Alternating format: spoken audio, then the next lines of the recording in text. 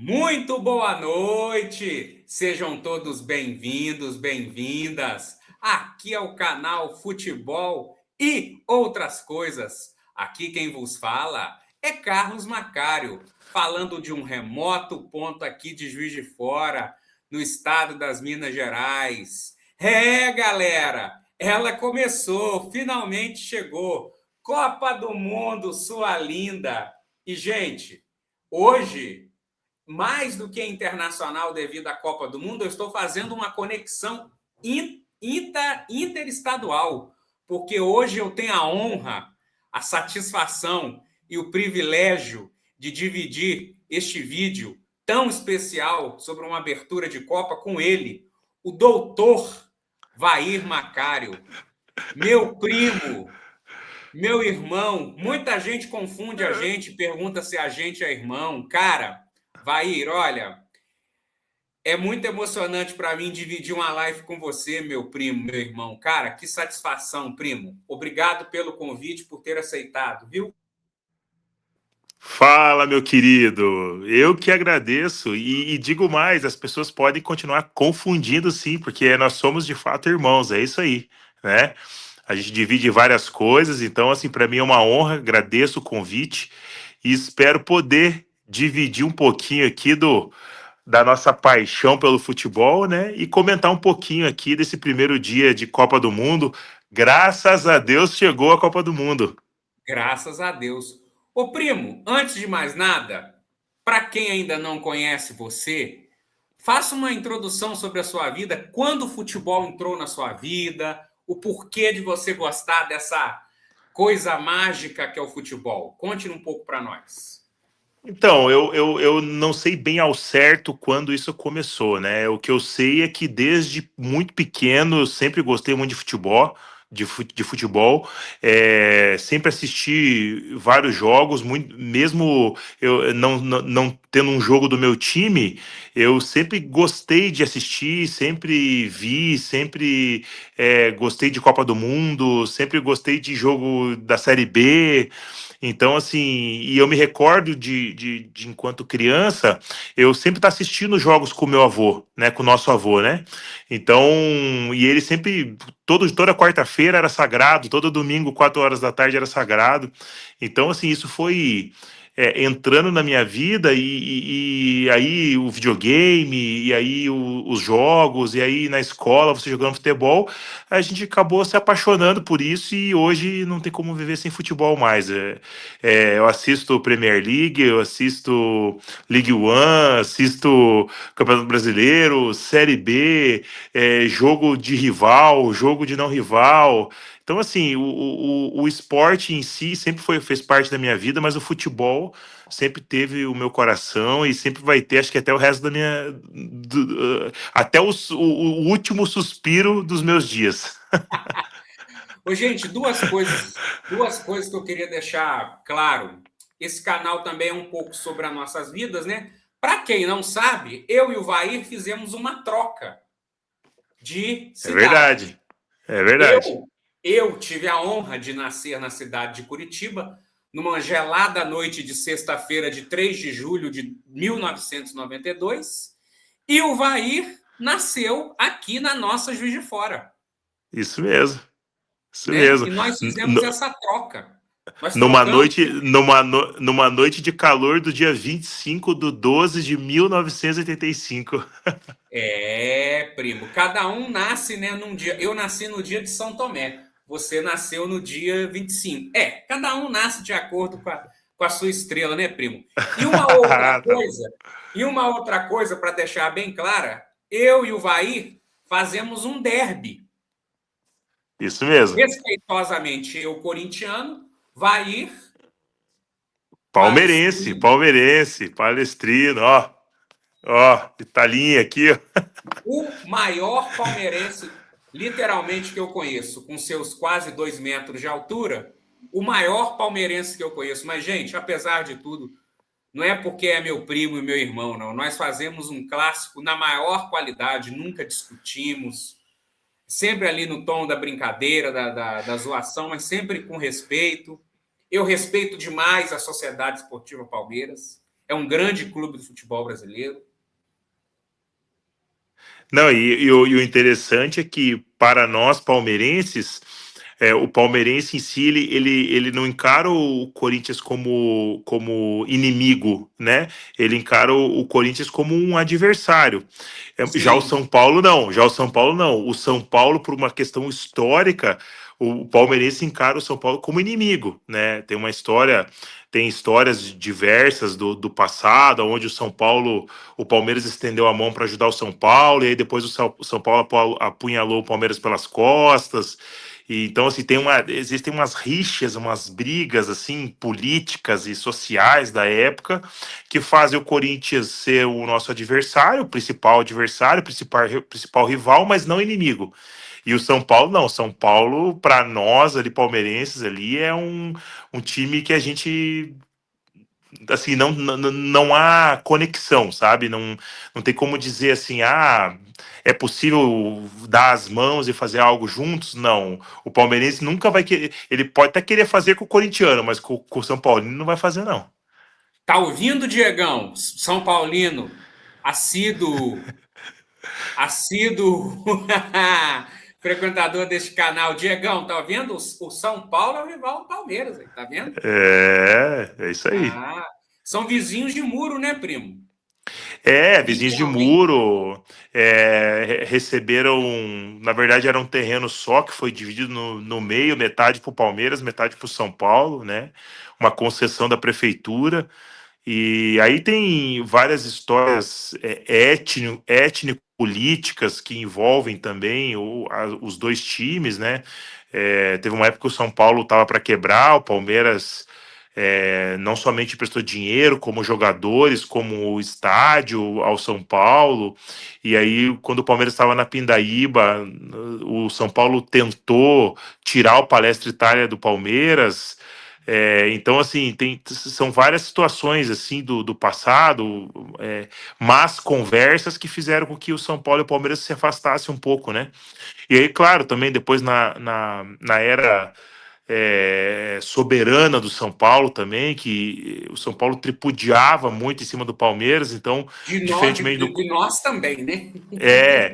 e diferentemente dos dirigentes do Corinthians, que sempre teve a zoação e tal, mas assim, sempre era um negócio mais respeitoso. São Paulo tinha mais uma questão mesmo de tripudiar mesmo. Então, isso fez com que houvesse esse afastamento, né? Então, é, as torcidas não se bicam, assim, não Que conseguem coisa. ter, né? E aí a gente vive esse advento do futebol brasileiro, né? A gente viu hoje aí um início de Copa tão lindo, torcedores das duas seleções aí juntos, né?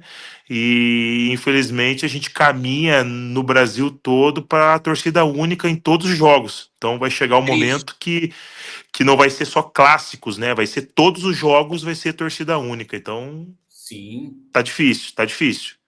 Ô, primo, eu não sei se eu choro de emoção pela sua participação na live ou por esta belíssima camisa a qual você está trajando. Então, eu fiz questão de vir com essa camisa, porque eu não sei se você que está assistindo aí sabe, mas o meu primão aí, Carlos Honório, ele é um fã do futebol italiano. Tanto Declarado. é que tanto é que ele é um fã do futebol italiano, que inclusive jogando futebol ele se assemelha muito ao futebol italiano. Sim. Zagueirão volante ali de, né, bom toque de bola, mas joga firme. Então, eu tô aqui em homenagem à Itália e também com a tristeza, né, de ver que existem seleções ali que estão muito menores do que a seleção italiana, mas estão na Copa e a Itália, infelizmente, acho que é das grandes aí, a ausência mais sentida, né? Não, me dá muita tristeza. Eu não preciso esconder de ninguém, gente. Eu passei a torcer e a gostar da Azzurra muito por conta da Copa de 2006. Também porque na Band passava o futebol italiano, que era fortíssimo, tá? O Sim, campeonato italiano era uma senhora liga, o Calcio era clubes assim do nível de Juventus. Tem um jogo, gente, muito famoso, se vocês jogarem no YouTube, Juventus e Milan 2006. As escalações dos dois é simplesmente 9 jogadores da final da Copa. É absurdo, né? Absurdo. Eu comecei a gostar da Itália em si, da seleção italiana, por conta do Milan, né? É, aquele time com Shevchenko, Nossa, Kaká, Nesta, Pirlo. Assim, era um time que era lindo de ver jogar. quer que eu escale para você o Milan 2005, que perdeu Quero.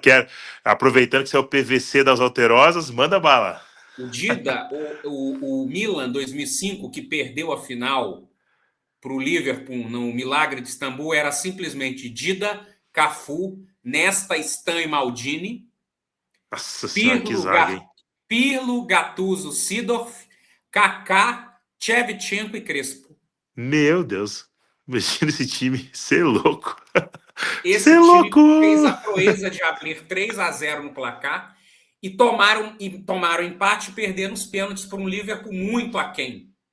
Sim, aquelas coisas do futebol que até hoje ninguém consegue explicar, né?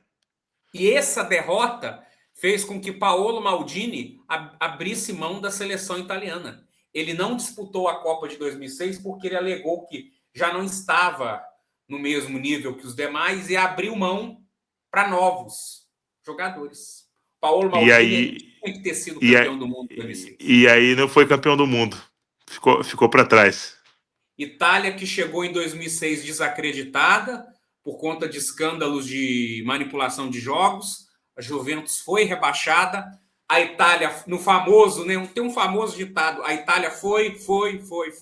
Quando viu, ela foi. Exatamente. E nessa Copa, o melhor jogador foi um zagueiro, Fábio Fábio Cannavaro. jogou demais, cara. Jogou É, demais. isso A mesmo. Itália era uma. Normalmente é o atacante, né? Que o artilheiro, que normalmente é o melhor da Copa, né? E nesse ano aí Era um foi o Fábio timaço. Cannavaro. Era um timaço. E, primo, não canso de dizer: os 11 titulares atuavam no futebol italiano. Então, mas Os isso aí 23 é convocados. isso é um negócio que eu queria trazer, que foi uma reflexão que eu tive até quando eu fui colocar essa camisa hoje para vir falar com você. Que, na verdade, o futebol italiano tem passado por essa decadência muito porque não soube mesclar os jogadores de fora com os jogadores italianos. Então, se você pegar Sim, os principais times italianos, eles estão lotados de jogadores estrangeiros. Que jogam, mas que vão para suas seleções. Então, hoje a Itália não conseguiu criar um 11, pelo menos um 11, que fosse minimamente confiável, né? tem não. Não Então, consigo escalar hoje 11 jogadores, formar uma seleção italiana minimamente competitiva. exatamente. Então, assim, é uma situação que talvez a Itália vai ter que rever. Para você ter uma ideia, como houve um distanciamento do italiano com o futebol, eu tava, você sabe bem que eu estava em Roma esses dias, né? E no dia que foi a final da Champions League lá em Budapeste, Arsenal e PSG, eu estava na Itália e eu imaginei, falei, nossa, pelo menos eles vão assistir nos bares, nos restaurantes, né? Assistir a final da Champions League.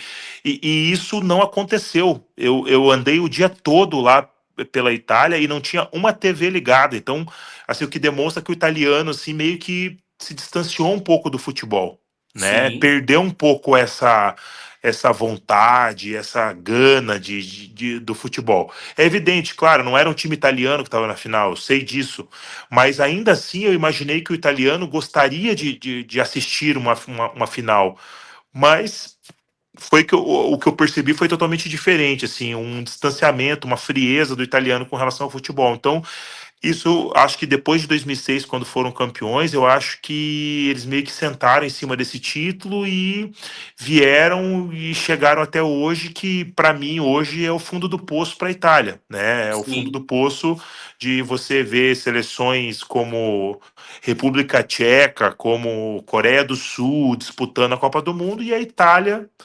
infelizmente, fora, né? Então, Mas eu acho que é uma situação que pro próximo ciclo aí, eu acho que eles vão ter que mexer, né? Tentar criar novos valores italianos propriamente dito, né?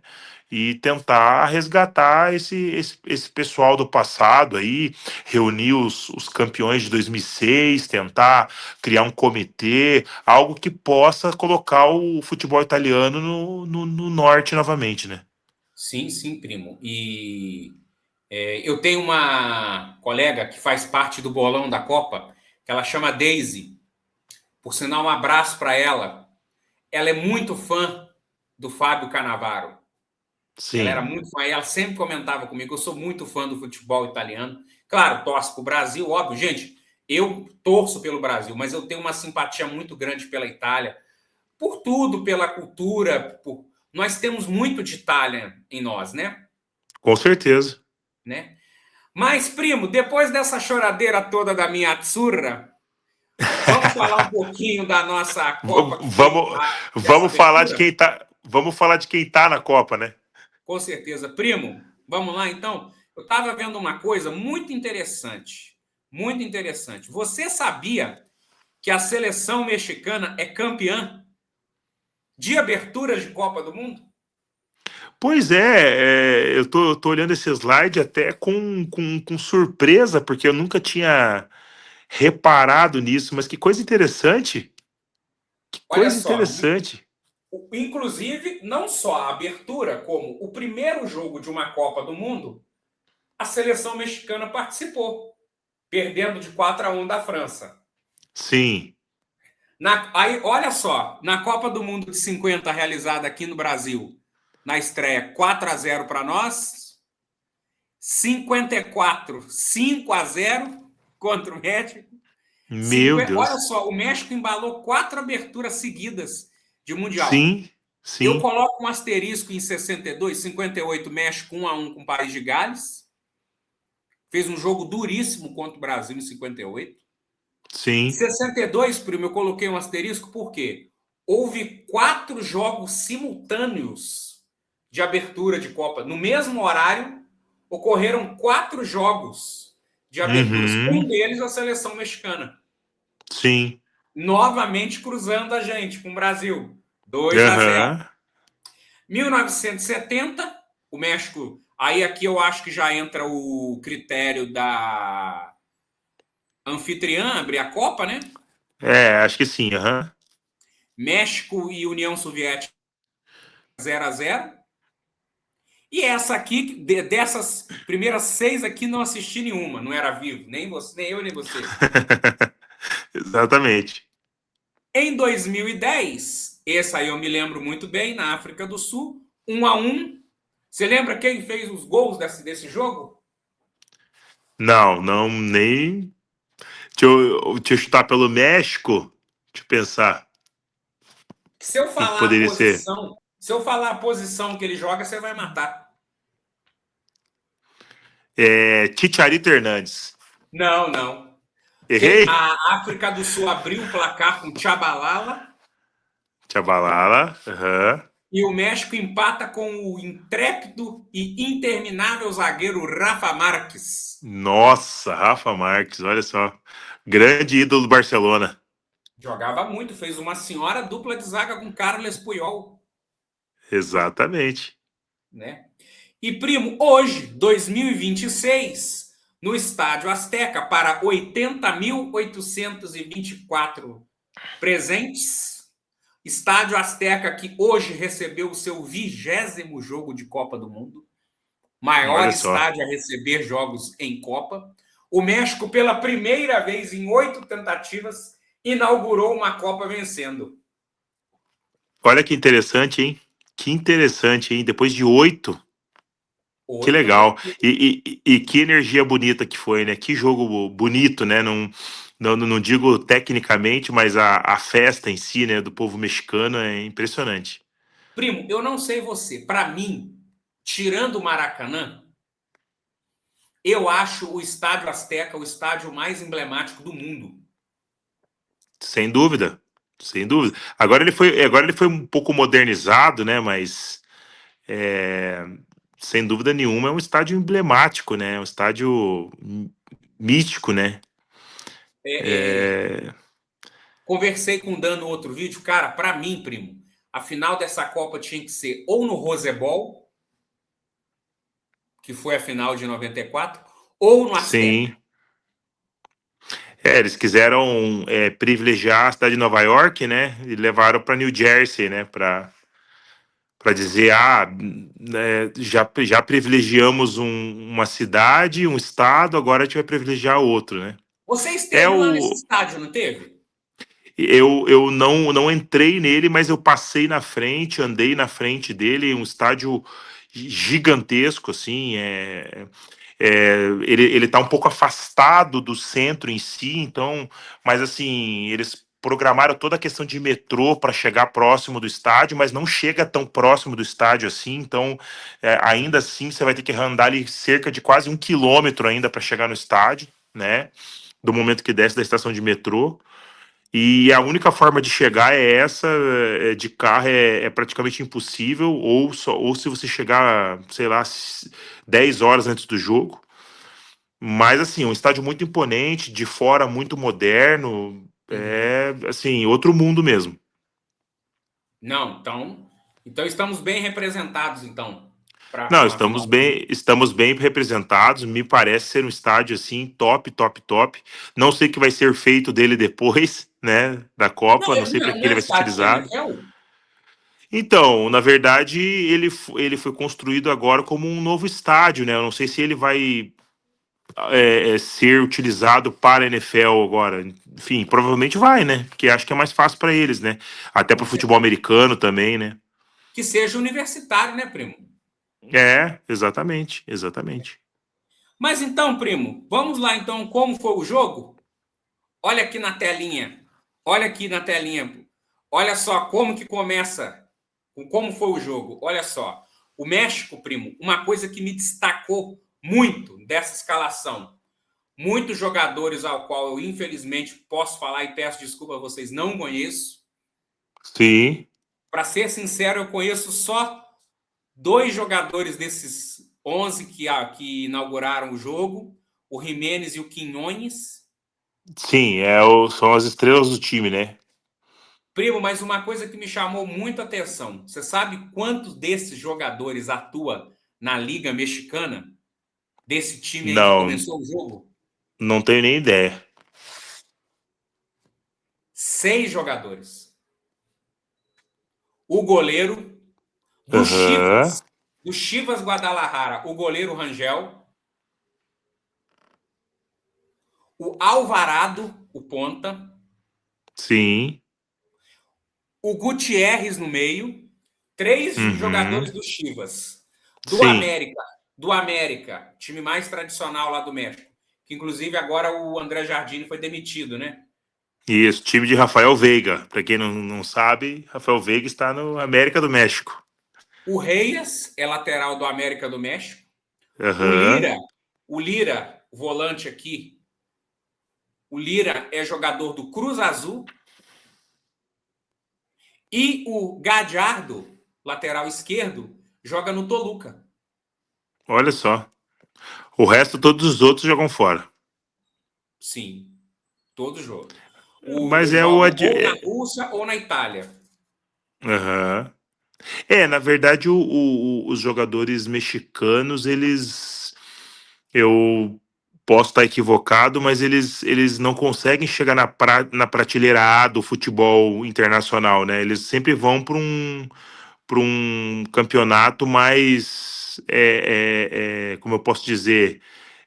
Menos técnico, né? Sim, Então teve eles sempre algumas vão para esses exceções, né? campeonatos.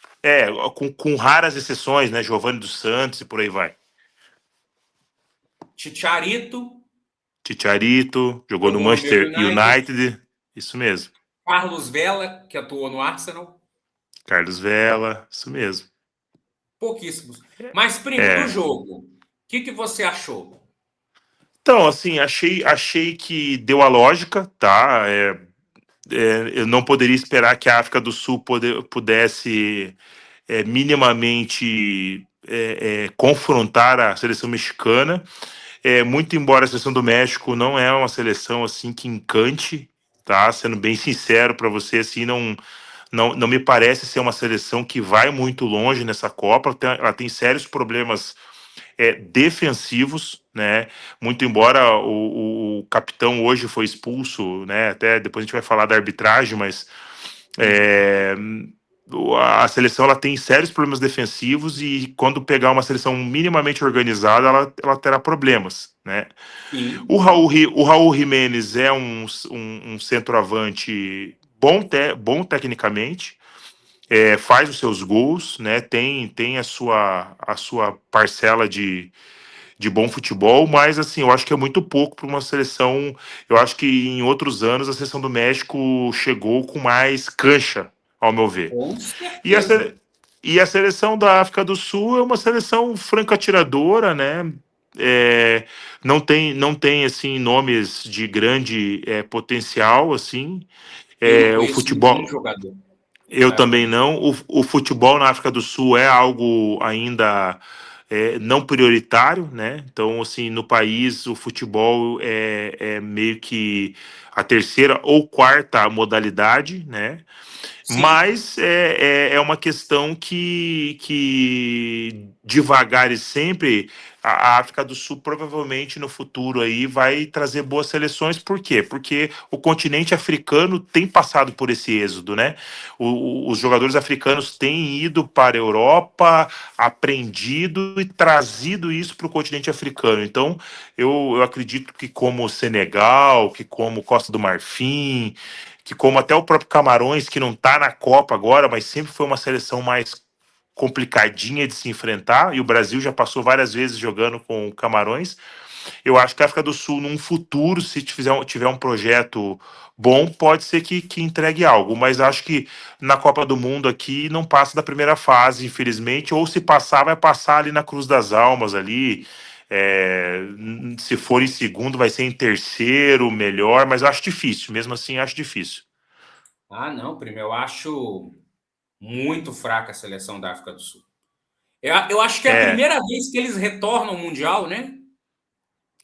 na verdade, eles 2010, né? E agora 2026, se eu não estou equivocado. Deixa eu ver aqui.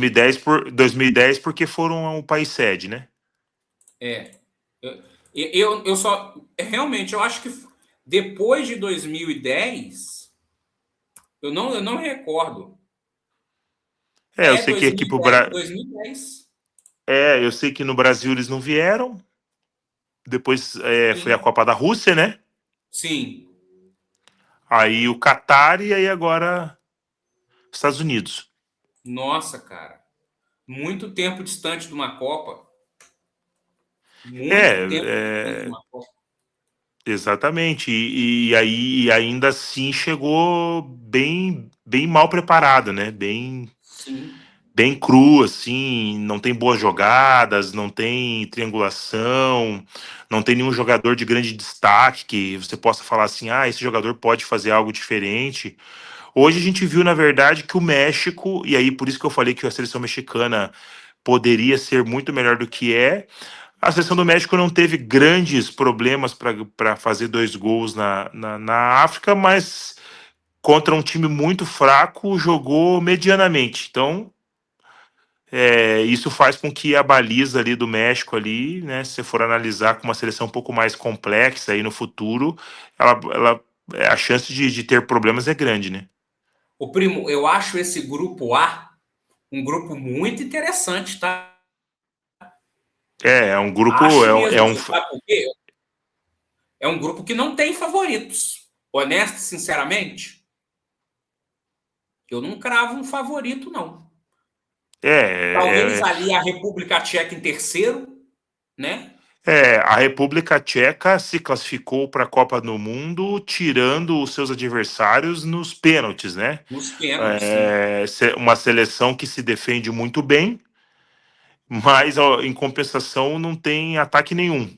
Então ela joga por uma bola e se garante nos pênaltis, né? E foi assim que ela conseguiu classificar para a Copa, tirando a Dinamarca, que é uma seleção europeia que sempre está disputando Copa do Mundo, né?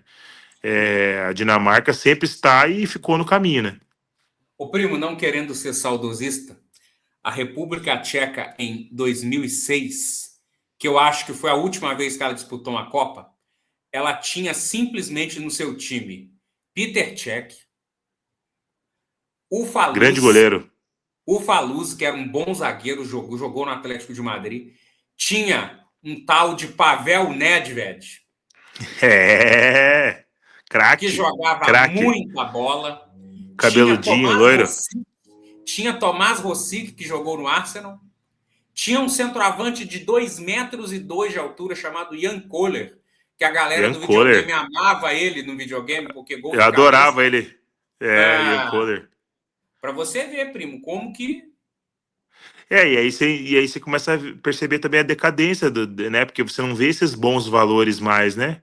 Não somente na República Tcheca, mas eu tô falando em outras seleções também, né? Você não encontra mais. Então, é, enfim, a República Tcheca classificou na Bacia das Almas. Desse grupo aí, se você, antes que você me pergunte, eu já vou antecipar. Por favor. Para mim passar México, República Tcheca e acredito que a Coreia do Sul possa ser uma das 8 melhores terceiras ali e classificar também. É mesmo? Você acha a República Tcheca na frente da Coreia? Eu penso que sim, por uma questão pragmática, né? Eu acho que ela vai sempre jogar por uma bola e a Coreia do Sul não tem muito esse traquejo ainda, não tem muito. Eu penso que a República Tcheca pode ser uma seleção um pouco mais experiente, assim, de não ter esse apetite de, vamos tentar empatar, se sobrar uma bolinha, nós metemos um gol. A Coreia do Sul não, a Eu Coreia do já Sul acho o ela contrário. vai meio que se desesperar, mas assim, é uma impressão, né, só.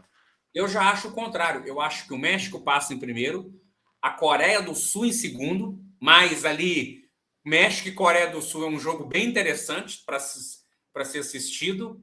Sim, Já se enfrentaram em Copa em 2018, verdade, no verdade. mesmo grupo, né? Que a Alemanha conseguiu ser eliminada.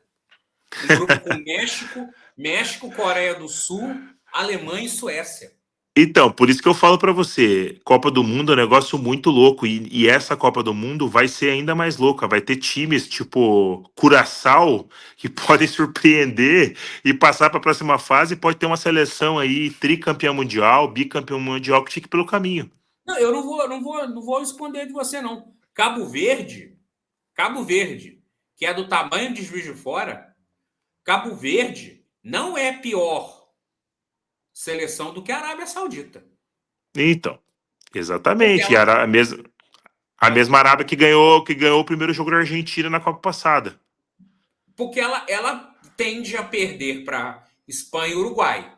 Os dois vão Normal, perder, né?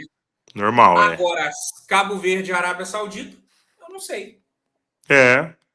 É, não tem como saber. Não tem como saber. Não tem como apostar. Mas, primo, alguns dados interessantes do jogo. Posse de bola, 61% para a seleção tricolor. O que é isso? É tic-tac? O que é isso, gente? Que amasso de bola é esse? Pois é. Finalizações 16-6 no Exatamente. alvo, E ainda, 6-2. e ainda assim, Carlos, quem assistiu o jogo percebeu que o México tirou o pé, tá? Quando percebeu que a África do Sul não tinha chance, assim, não atacava, tal, começou a meio que descansar pro próximo jogo, né? Então, ainda assim, os números foram bons, né? Sim, sim, sim, com certeza. Escanteio 7-2 para o México. Jogo bem faltoso para os padrões de uma Copa do Mundo, 28 faltas. Isso aí é a característica do árbitro, né? Aí chegamos então, primo, num ponto muito interessante. Porque o Brasil participou da abertura da Copa. Exatamente. O Brasil Exatamente. teve brasileiro, eu até deveria corrigir que teve brasileiros na abertura da Copa do Mundo. O senhor Pois Wilton é. Pereira Sampaio. O Um dos que o senhor achou piores, um dos piores árbitros em atividade no futebol brasileiro. Um dos piores, um dos piores. Piores Ah, árbitros. primo. Não somente porque nós palmeirenses temos rusgas com eles passada, mas porque ele de fato é um árbitro que picota muito o jogo, tem essa característica de Sim. apitar tudo. E aí ele faz com que de fato o jogo não progrida. Então, 24 faltas que você falou? 28. 28 faltas é o padrão da arbitragem dele. Apita tudo, apita faltinha, faltão, apita que não falta, tudo para tentar manter o controle do jogo. E hoje ele resolveu também aparecer com distribuição de diversos cartões, né? Hat-trick de cartões. Sim, ó. Não, aqui, ó, só para você ter uma ideia. Pessoal, foram 2 cartões amarelos para o México e 4 para a África do Sul. Sim, E também, como já disse o nosso intrépido Dr. Vair, um hat-trick de cartões vermelhos.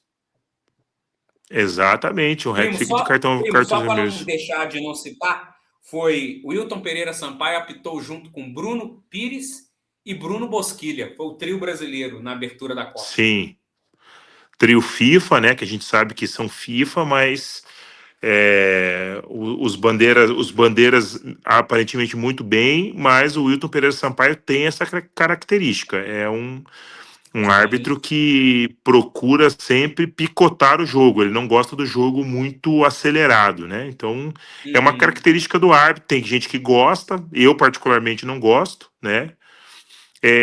Ao mesmo tempo, não acho que foi uma má arbitragem, tá? sim, Não acho que foi. Eu acho que nos momentos necessários ali ele apareceu bem, né?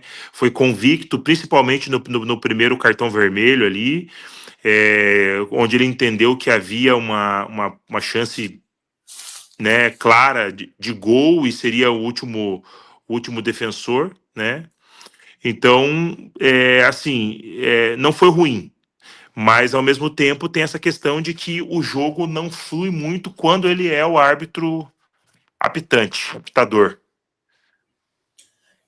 cartões vermelhos foram para City Hall da África do Sul e o Zivane, Zilwane, e para o Isso, México, o zagueirão César Montes, sim, o capitão do time. capitão do time, cara. Capitão do time. Tirou o capitão do segundo jogo. Nossa, cara, que loucura. Que loucura. E o México, que já tem uma seleção defensivamente vulnerável, vai ficar mais vulnerável para o próximo jogo aí. Nossa, cara. Meu Deus do céu. Ó, mas no geral eu achei uma abertura muito bacana, muito interessante. É assim, não iria ser igual foi Rússia e Arábia Saudita, que era uma seleção muito mais fraca uma do que a outra, ou igual foi Catar e Equador na outra. Sim. Foi duas seleções, África do Sul um nível um pouco abaixo, mas talvez ali, depois de 2014, a abertura mais equilibrada.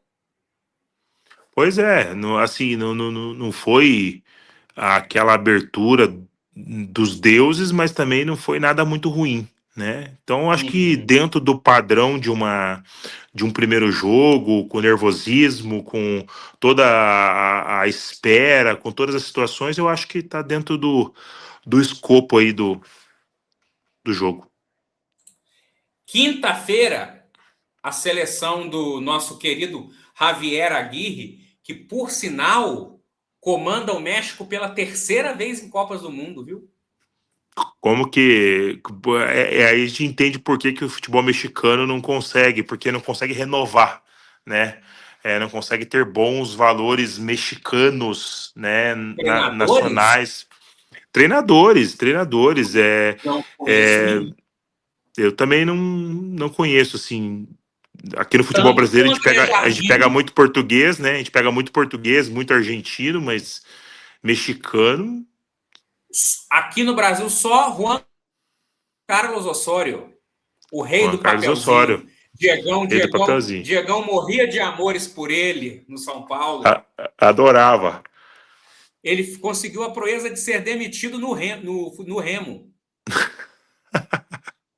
Para você ver aonde que está o nível dos treinadores mexicanos, cara.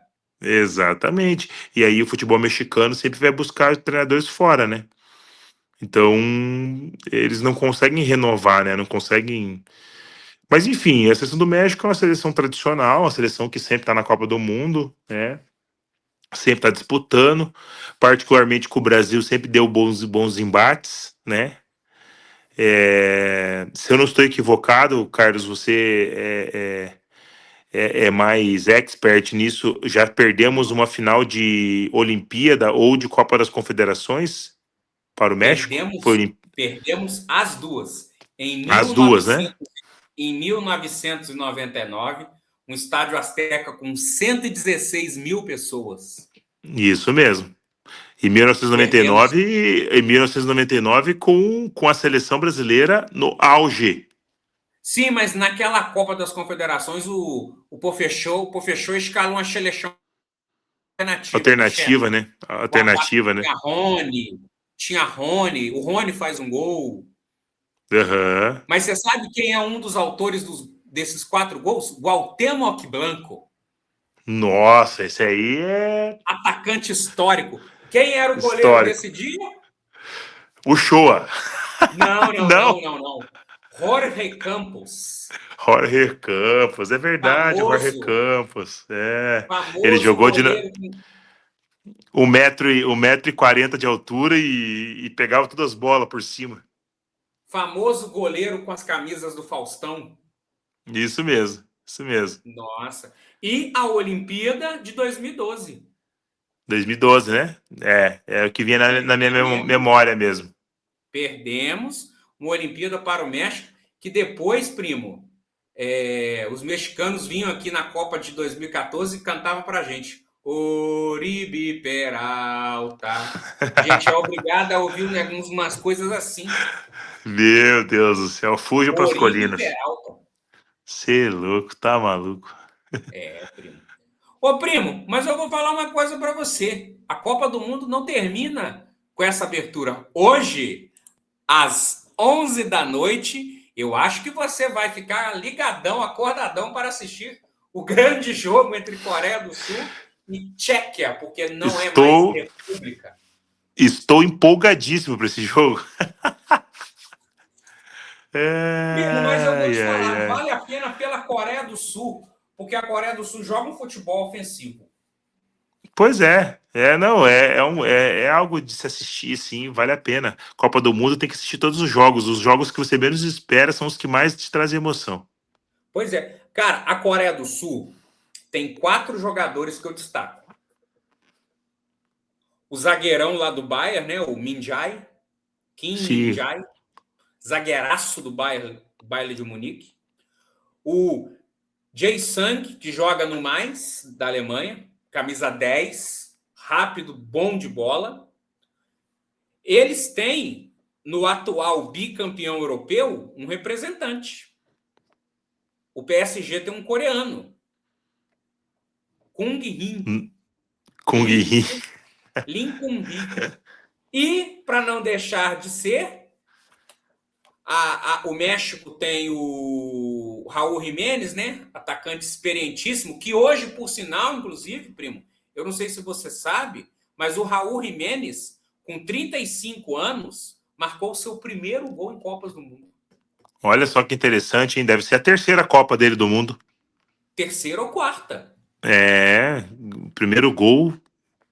Em Copas. Olha, Ele joga no olha. Wolverhampton ainda. Ele é um dos grandes ídolos lá do Wolves.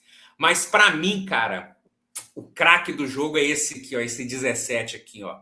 Esse Quinhões hoje, o que esse cara aprontou hoje de bola? Jogou muita bola, jogou muita bola. Rapaz do céu, que cara Criou, liso. criou jogadas, correu o campo todo. Os zagueiros da África do Sul ficaram perdidos com ele, ficaram perdidos, muito rápido, muito rápido. Muito rápido, cara. E assim, um cara surpreendente, viu? Primo, e não atua na Europa. Ele joga no futebol do Oriente Médio, ele joga no futebol saudita. Pois é, mas é um cara para ficar de olho, viu? Acho que se ele continuar, se ele jogar o que ele jogou hoje nessa Copa aí, os grandes vão colocar os binóculos aí para dar uma olhada nele aí. Ah, primo, É, mas não, eu acho que lá ele tá ganhando, ele deve estar ganhando um senhor dinheiro lá, né? pois tem isso também, né? É basicamente o que o jogador quer, né? Quer o dinheiro, quer o status ou quer a realização de um sonho, né? Então, como diz, né? Todo jogador da América gostaria de jogar na Europa, né? Ele joga no É, Al-Qadsia da Arábia é, Saudita. é um time de baixo escalão da Arábia Saudita, né? Sim, sim. Então, Ô, então, ô, primo, a gente estava falando aqui da Coreia, mas eu acabei que eu não citei o principal nome da Coreia. sim, eu tava esperando já você falar Som. Do nosso Japinha Som. Som Não que pode, hoje não está pode chamar no. de Japinha que eles ficam bravos. É, Não, pelo amor de Deus, não, não, não, não grita isso. É o som que atua hoje, após muitos anos de Tottenham, né? isso. Ele Ídolo, atua hoje no. tem busto no Tottenham. Jogava muito, fazia uma dupla de ataque ali com o Harry Kane, que eu vou te falar uma coisa, tá? Cara, aonde foi parar o Tottenham, né? Olha a dupla de ataque que era antes, Harry Kane e Son. Sim, Rapaz, sim, sim. olha, impressionante porque, o que aconteceu com o Tottenham. É, Impressionante. cara. E a Tchequia, que assim como os Países Baixos, não quer mais ser reconhecido como república, é Tchequia mesmo, olha ali para você ver, Tchequia. Tchequia, não tinha reparado. Tchequia. Tchequia não é mais república. Assim Sim. como os Países Baixos, o governo dos Países Baixos pediu, não, agora os documentos têm que vir Países Baixos. Mas vai ser eternamente Holanda. É, O único as jogador, ideias. primo, da Tchequia que eu destaco é o Patrick Schick, goleador do Bayer Uhum. Leverkusen. Bayer Leverkusen, sim. Esse é um jogador interessante. Naquela temporada que o Leverkusen foi campeão com o Xabi Alonso, ele se destacou, fez um número significativo de gols. E é o único jogador da Tchequia que eu destaco. Os É demais, uma seleção muito fraca. eu acho que a Tchequia vai alugar um ônibus na defesa. Vai ser a estratégia dela. E a É a Coreia vai partir para estratégia. ataque. Antes da gente começar aqui, eu fui dar uma olhadinha na ficha técnica do mata-mata da Eurocopa, né? Das eliminatórias da Europa. Hum, E eu vi que os dois resultados, né, que eles tiveram foi basicamente isso: 1-1 pênalti, 1-1 pênalti. O último foi com a Dinamarca, né? Então, preso. jogaram por uma bola, ergueram uma bola na área, cabecearam, empataram o jogo. No outro, eles começaram ganhando de 1-0, tomaram um empate e daí sentaram naquilo ali, foram para os pênaltis e levaram, né? Pois é. Então, assim, eu acho que com a Coreia do Sul hoje vai acontecer a mesma coisa. A Coreia vai atacar o jogo todo e eles vão se defender e vão jogar por uma bola. E, né, enfim, para tentar aí fazer 1-0 aí, ou pelo menos segurar um empate. Tem um placar para o jogo de hoje?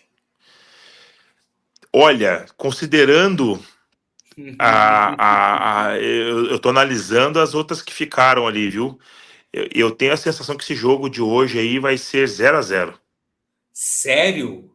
0-0. Eu acho que a Coreia vai atacar, mas não vai conseguir e a República Tcheca também vai segurar isso aí, o que é bom pro México, né? Que é bom pro Sim. México, o México já larga com 3 praticamente classificado já. Primo, eu tô apostando aqui 2-1 para a Coreia do Sul. Nem sei se foi esse o placar que eu coloquei lá no bolão, nem lembro mais, mas eu acho que a Coreia vence a Tchequia. Você tá muito otimista. 2-1, cara. 2-1. Futebol por futebol, nome por nome, a Coreia hoje tem nomes melhores, Ah, sem dúvida, sem dúvida. Um futebol melhor, inclusive, né? né? Posso até ver aqui já, ao vivo, quanto tá. Deixa eu ver aqui. 0 a 20 minutos 0. de jogo, 18 0 a minutos. 0. 18 minutos de jogo, 0 a 0. É, Tchequia e Coreia do Sul. vamos Primo, e aguardar, no vamos mais? ver. Tem algo mais a acrescentar, primo, para este canal? Olha, o que eu tenho que acrescentar aqui é que estou muito feliz de estar aqui podendo dividir isso com você. Para mim é uma honra, é uma graça poder estar aqui dividindo futebol contigo, algo que a gente faz no off, né? Nós dois, nos WhatsApp da vida, a gente está trazendo para cá, né? Muito feliz que a Copa do Mundo começou, né? Começamos já o ano, desde o ano passado já estávamos ansiosos aí pela Copa do Mundo. É um período muito gostoso de assistir todos os jogos, de comentar, de debater, né? De ver resultados incríveis acontecerem, de ver resultados normais acontecerem, de ver golaços, né? Então, os nossos próximos 44 dias aí vão ser de grandes emoções, né? E aí, trazendo um pouquinho aqui agora da nossa seleção, da seleção brasileira, Qual a aproveitando o sua ensejo, expectativa? a minha expectativa não é das melhores, tá? Mas eu sou um pessimista, eu não sou dos mais otimistas possíveis, né? Então, assim, eu acho que hoje ainda a seleção brasileira, muito embora tenha alguns bons valores individuais, a gente ainda não consegue ter um coletivo muito forte. Ao meu ver, as maiores carências são no gol, nas laterais e na primeira volância. Eu acho que o Casimiro hoje não é mais esse volante que a gente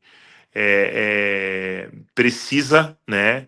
Então eu acho que se o Ancelotti entrasse com Danilo e Bruno Guimarães, fazendo com que o Danilo jogasse de primeiro volante como ele jogou no Palmeiras, eu acho que a gente teria muito mais efetividade. Os dois laterais, o Alexandro e o Danilo, infelizmente eu acho que nem deveriam ter ido para a Copa. De algum tempo já não jogam bola. Mas de qualquer sorte, como um bom futebol italiano, eu acho que o Ancelotti vai priorizar a defesa, né? Então vai jogar com esse quarteto de ataque, né? Mas vai priorizar não tomar gols. Então o Danilo e o Alexandre talvez se encaixem nessa ótica, né? De tentar não tomar gols, não vão criar jogadas, não vão na linha de fundo cruzar bolas, vão ser simplesmente, tão somente ali jogadores pragmáticos na linha de quatro. Ótimo. E você crava o Brasil até que fase? Você enxerga esse nosso Brasil chegando até? Então, a minha sensação é que o Brasil vai chegar com tranquilidade até as oitavas de final e a partir das quartas de final terá grandes dificuldades. Sim, eu Grandes também. dificuldades. É a minha visão. No meu simulador, primo, e eu gosto de repetir isso sempre, gente, o meu simulador deu Suécia no 16 avos, passa Brasil. Nas Uhum. oitavas, Noruega, que por sinal tem a Complicadíssimo já. camisa mais linda desta Copa do Mundo, camisa da Sim, linda Noruega. mesmo. Linda mesmo. Jogo difícil, mas eu ainda acho que a camisa do Difícil. Brasil pesa. Sim. Nas quartas, aí já vem a Inglaterra. Daí já complica. Aí já Aí complica bastante. eu parei aí. Do lado de lá, ficou França e Espanha numa semi. Tudo Uhum. mantendo constante, todo mundo chegando em primeiro, a Alemanha chegando em primeiro, a Holanda chegando em primeiro, todo mundo chegando bonitinho em primeiro. Ficou Espanha e França numa semi. Do lado de lá eu não soube, sinceramente, porque ficou Brasil e Inglaterra, que pega Argentina e Portugal. Não sei. Então eu tenho a sensação que essa Copa vai nos trazer algumas surpresas, principalmente do continente africano, tá? Sim, Considerando que essa Copa vai ser uma Copa muito física pelo calor que está acontecendo nos Estados Unidos, eu acho exatamente. que os times mais robustos fisicamente vão ter um pouco mais de destaque. Então, Sim, a seleção brasileira hoje não se encaixa nesse modelo. Então, a seleção brasileira hoje é um time frágil fisicamente, é um time que não é robusto fisicamente. Com a Então eu acho que média o de Brasil vai idade muito alta. muito alta, então eu acho que vai sofrer muito. Então eu acho que os times africanos vão surpreender. Costa do Marfim, Senegal, são duas seleções assim que são O nosso preocupantes. primeiro adversário. Exatamente, o nosso primeiro adversário, Marrocos, que é complicadíssimo esse jogo.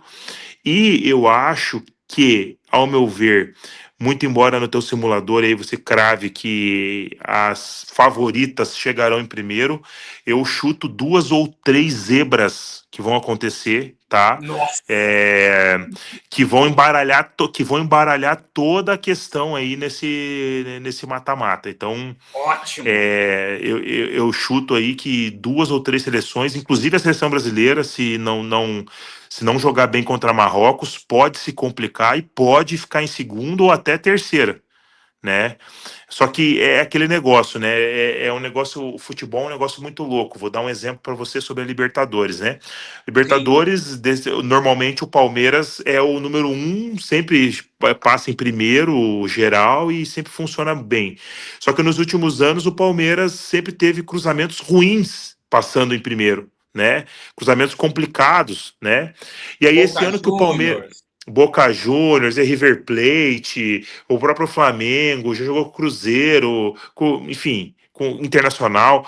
E aí o que acontece? Esse ano que o Palmeiras passa em terceiro, segundo ou terceiro lá, cai para o outro lado com times mais fracos.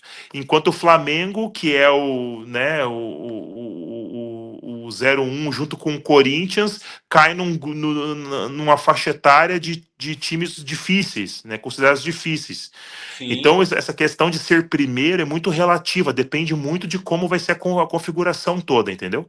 sim, Então, por sim. Ainda exemplo, mais na Copa. isso, na chave um, por exemplo, da Libertadores, depois da Copa do Mundo, nós temos simplesmente Flamengo, Cruzeiro, Corinthians, times de grande expressão no Brasil que vão se matar entre si, né? Sim, Enquanto do outro lado temos times bons, mas de menor expressão. Então, o que me faz crer que talvez na Copa do Mundo passar em segundo ou até em terceiro não seja tão ruim, a depender de como vai ser os outros grupos, né? sim. Para mim, primo, o jogo mais difícil do Brasil nem vai ser com o Marrocos. Porque o Marrocos vai propor jogo, vai ser um jogo de entroncação. Marrocos vai atacar, mas vai dar abertura para o Brasil. Anote, o jogo mais difícil é com a Escócia. A Escócia é um time pragmático, né?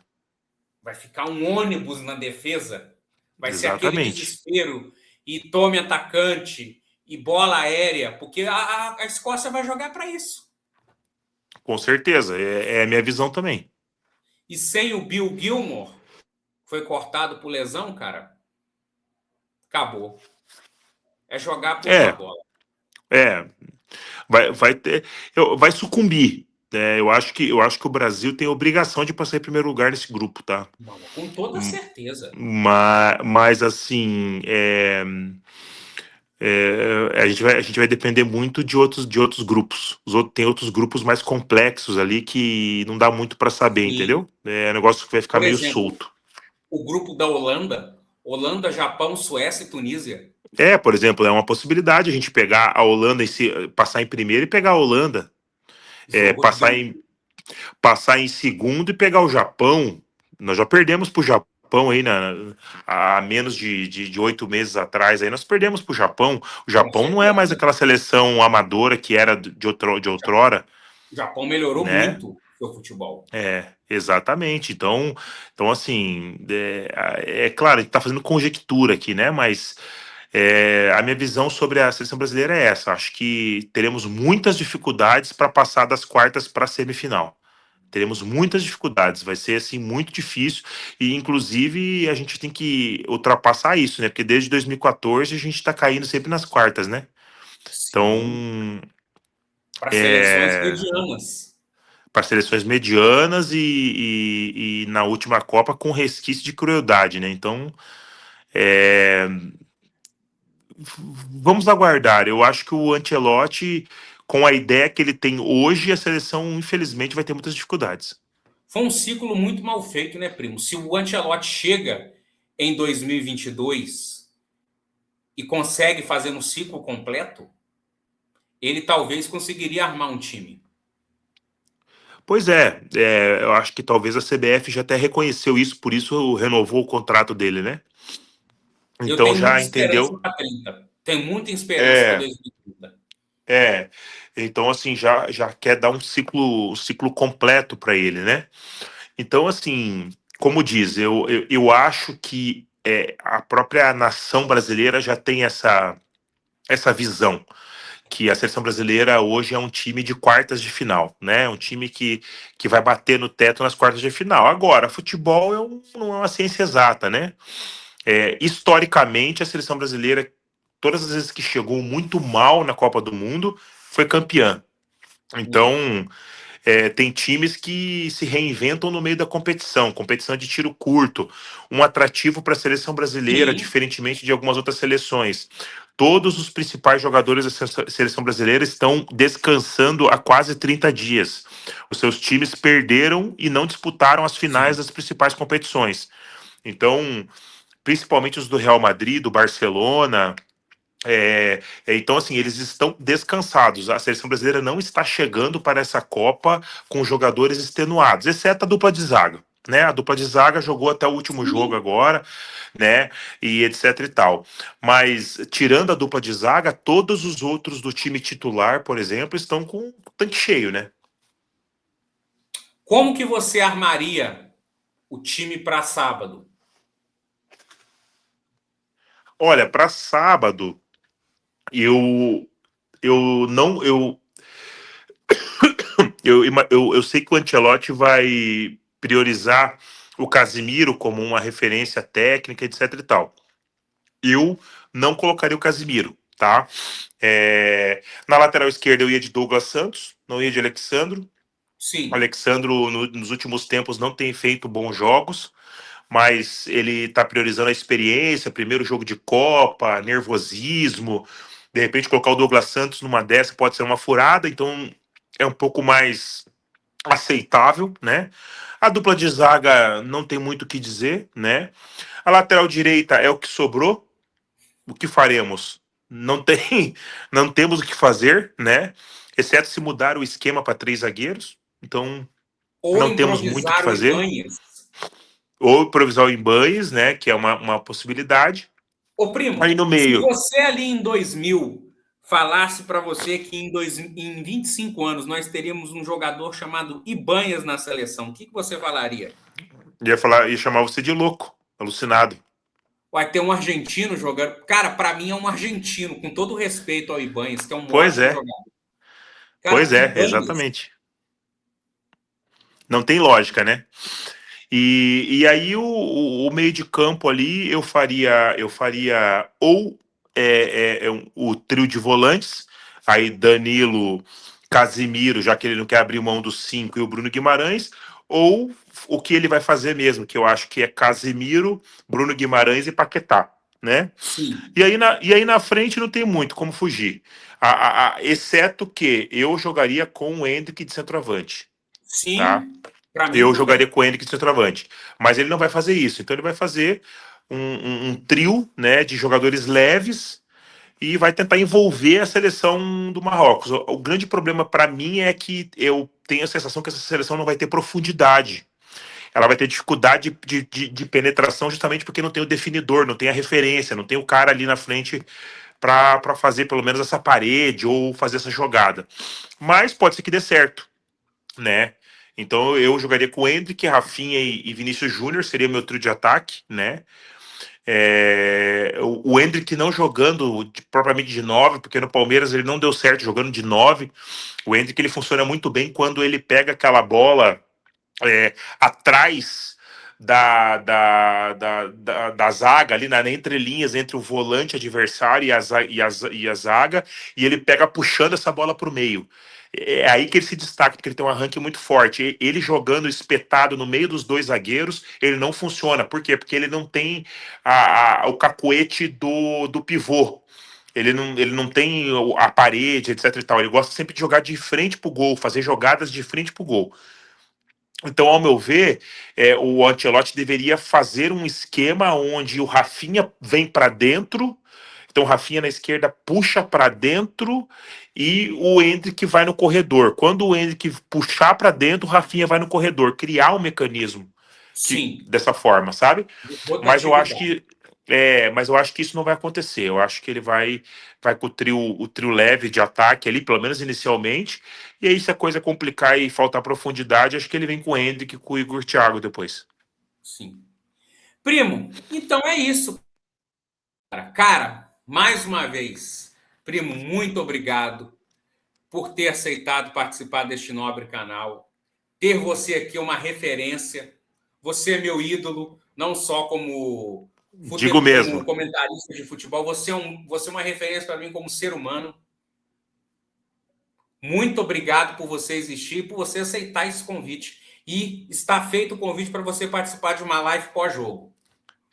Eu agradeço o convite, fico honrado, fico muito feliz que você está fazendo algo que você gosta. Você sabe que eu sou sempre um incentivador seu, um cara que sempre te apoia. Então, o esporte, o jornalismo é algo que eu sei que te chama atenção, que te brilha os olhos, e é muito legal dividir isso com você. Te agradeço por esse convite, me coloco à disposição para outras oportunidades, né? Sempre. É, e conte comigo sempre como telespectador, como seu apoiador. E Sempre. obrigado e vamos em frente aí que nós temos mais 40 dias de Copa do Mundo aí e muito jogo para comentar. Eu quero que este vídeo bombe aí pelas bandas do Sul, tá? Pode Compartilhe ficar bastante tranquilo que esse será vídeo aí, tá? compartilhado. Deixe Ó, comigo, e deixe aqui para comigo. uma live pós-jogo, nós vamos fazer um dia uma live pós-jogo do Brasil com o quadrado mágico da família Macário. Daniel, Diego, Vai e esse aqui que vos fala.